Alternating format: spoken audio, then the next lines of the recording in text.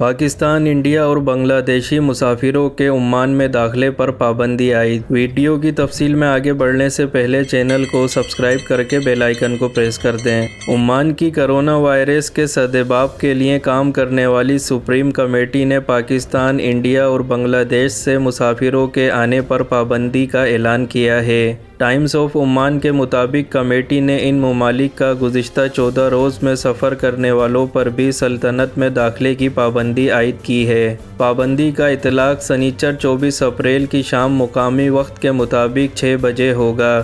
یہ پابندی اگلے اعلان تک جاری رہے گی۔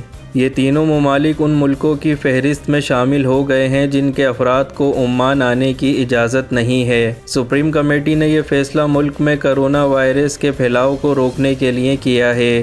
تاہم عمانی شہری سفارتکار، طبی عملے اور ان کے خاندانوں کو اس پابندی سے استثناء حاصل ہے۔ جن گروپس کو استثناء حاصل ہے انہیں عمان میں داخل ہونے کے بعد کرونا ضوابط سے گزرنا پڑے گا۔ اس کے علاوہ کمیٹی نے کمرشل کمپلیکس اور دیگر تجارتی مقامات میں 12 سال سے کم عمر بچے کے داخلے پر پابندی کا فیصلہ کیا ہے۔ اس کے علاوہ commercial complex, commercial out place اور ریسٹورنٹ کو گاہکوں کی آمد کو محدود کرنے کی ہدایت دیتے ہوئے کہا گیا ہے کہ وہ صرف 50% گاہکوں کو آنے کی اجازت دیں۔